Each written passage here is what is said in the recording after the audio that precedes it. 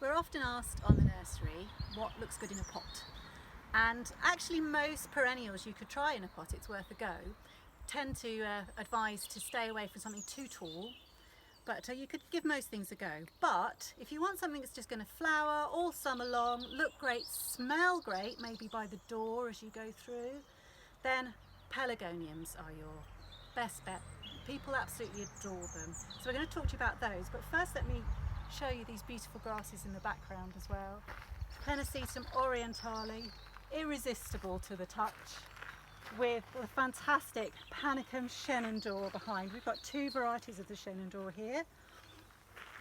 One is much darker in its leaf, but I particularly like this one that it's got almost rainbow colours in and looks fantastic in the wind. Grows really well in a pot, as you can see. So now onto the pelargoniums. Back here we've got a beautiful cut leaf pelargonium. This one's called graveolens. This one's used a lot in the perfume industry. You'll often see pelargonium graveolens on the ingredients list.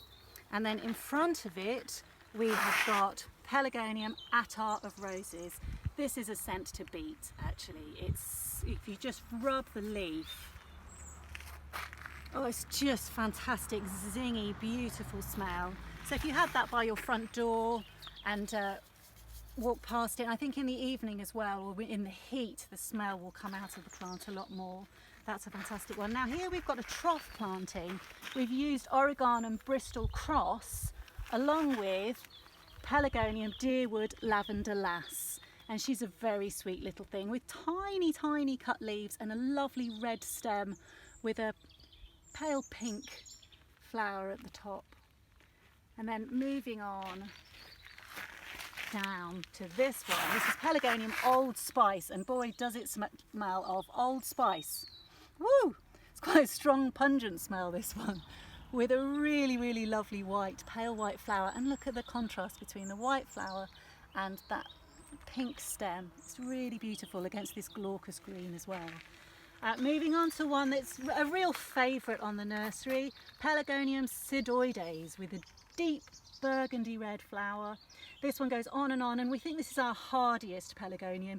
People have left these out over winter, our customers have told us, and they've come back the following year, depending on where you live, of course, but it works for us. In fact, a lot of these pelargoniums we leave in the pots and they come back the next year.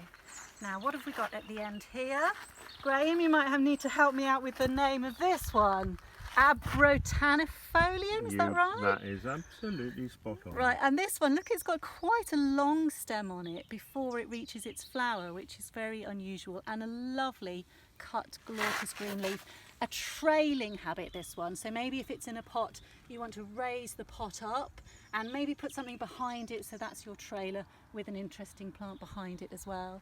And then right on the end we've got Capri, Pelargonium Capri, which has, it's actually got a really lovely apple scent to the flower, to the leaf, and it's a lovely vibrant appley green, isn't it, with a pinky red bright flower. Such a great contrast between the two there, and that will flower and flower and flower. If the stems get too long, you can cut them back and it will keep flowering for you. So I hope that's given you lots of ideas for pelargoniums to try in a pot.